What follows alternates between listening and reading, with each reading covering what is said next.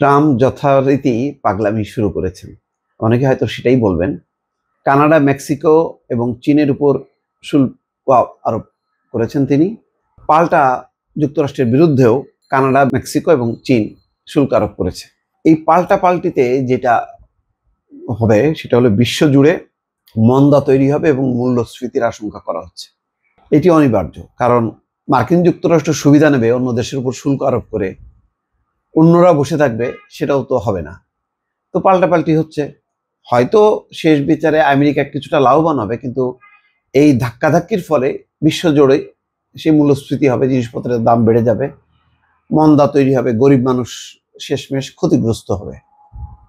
এখন ট্রাম্পকে কে থামাবে? ট্রাম্প প্রথম দিন থেকেই যেভাবে অভিবাসীদের সঙ্গে আচরণ শুরু করেছে, যেভাবে তাদেরকে বহিষ্কার করছে, যেভাবে আটক করছে, যেভাবে তাদেরকে একেবারে সামরিক যানে করে বোঝাই করে পাঠিয়ে দিচ্ছে আশেপাশের মধ্য আমেরিকা, উত্তর আমেরিকার দেশগুলোতে, তাতে এমনিতেই সবাই নাখোশ হয়ে আছে। তার মধ্যে বড় কয়েকটি দেশ, বিশেষ করে কানাডা এবং চীন, তারা তো এটা ছাড়বে না, তারাও পাল্টা ব্যবস্থা নেবে। ইতিমধ্যে সেই পরিস্থিতি তৈরি হয়েছে। মোট কথা, একটা শুল্ক যুদ্ধ শুরু করেছেন বা বাণিজ্য যুদ্ধ শুরু করেছেন ডোনাল্ড ট্রাম্প।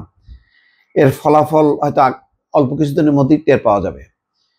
যুক্তরাষ্ট্রে কানাডা ও মেক্সিকোর পণ্য আমদানিতে 25% এবং চীনের পণ্যের বর্তমান হারের অতিরিক্ত 10% শুল্ক আরোপ করার কথা ঘোষণা করেছেন ডোনাল্ড ট্রাম্প। শনিবার তার দেওয়া এ সংক্রান্ত নির্দেশ আগামী মঙ্গলবার থেকে কার্যকর হবে। প্রেসিডেন্ট ট্রাম্পের এই নির্দেশে নতুন এক বাণিজ্য যুদ্ধ শুরুর ঝুঁকি তৈরি হওয়া এবং বৈশ্বিক প্রবৃদ্ধিতে মুদ্রাভাব এবং মূল্যস্ফীতি বেড়ে যাওয়ার আশঙ্কা প্রকাশ করেছেন। ডোনাল্ড ট্রাম্প আগেই বলেছিলেন তিনি প্রেসিডেন্ট হিসেবে দায়িত্ব নিয়ে চীন, কানাডা, মেক্সিকোর উপর নতুন শুল্ক আরোপ করবেন। যুক্তরাষ্ট্রে অবৈধ অভিবাসন এবং মাদক পাচার ঠেকাতে এমন পদক্ষেপ নেবেন তিনি। এটার সাথে অভিবাসন বা মাদক পাচারের কি সম্পর্ক, বা এই দেশগুলি কি কখনো স্বীকার করেছে? মেক্সিকোর প্রেসিডেন্ট বলেছে এটা তাদের জন্য খুবই অবমাননাকর, এই ধরনের অভিযোগ তাদের বিরুদ্ধে উত্থাপিত হওয়া। আচ্ছা, সেই প্রতিশ্রুতি অনুযায়ী ট্রাম্প মেক্সিকো ও কানাডা থেকে যুক্তরাষ্ট্রে আসা সব ধরনের পণ্যের উপর 25% শুল্ক আরোপ করে পৃথক দুটি নির্বাহী আদেশ সই করলেন। পাশাপাশি চীন যতক্ষণ না পর্যন্ত ফ্যান্টানিল মাদকের প্রচার বন্ধ করবে, ততক্ষণ দেশটির উপর অতিরিক্ত 10% শুল্ক আরোপ করা নিয়ে আরেকটি নির্বাহী আদেশে সই করেছেন তিনি। এটা মনে হচ্ছে একটু শর্ত সাপেক্ষে।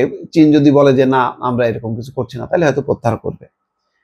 কানাডা ও মেক্সিকোকে নিয়ে ইতিপূর্বে ট্রাম্প তার মালিকানাধীন সামাজিক যোগাযোগ মাধ্যম ট্রুথ সোশ্যালে দেওয়া একই রকমের বক্তব্য সম্বলিত এক পোস্টে লিখেছেন, দেশ দুটি যতক্ষণ না মাদকের বিরুদ্ধে, বিশেষ করে ফ্যান্টানিল ও অবৈধভাবে সীমান্ত অতিক্রমকারী অভিবাসীদের বিরুদ্ধে ব্যবস্থা না নেয়, ততক্ষণ দেশ দুটির উপর শুল্ক বহাল থাকবে। এখন কানাডা কি আনুষ্ঠানিকভাবে অভিবাসী পাচার করে দেয় মার্কিন যুক্তরাষ্ট্রে? মেক্সিকো কি ঠেকাতে পারে?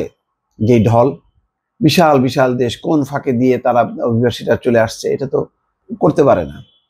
যুক্তরাষ্ট্রের শীর্ষ বাণিজ্য অংশীদার অন্যতম চীন, কানাডা ও মেক্সিকো গত বছরে যুক্তরাষ্ট্রের আমদানি পণ্যের 40% গেছে এই তিনটি দেশ থেকে। আমদানি পণ্যের 40%। তিনটি দেশ থেকে এই পণ্য আমদানিতে শুল্ক আরোপের ফলে যুক্তরাষ্ট্রের বাজারেও পণ্যের দাম বেড়ে যেতে পারে।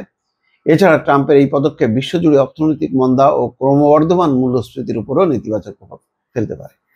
দেখা যাক এখন এই পাগলামি কখন কিভাবে ঠিক হয় অথবা নিয়ন্ত্রণ হয়। দর্শক, ভালো থাকবেন। আল্লাহ হাফেজ।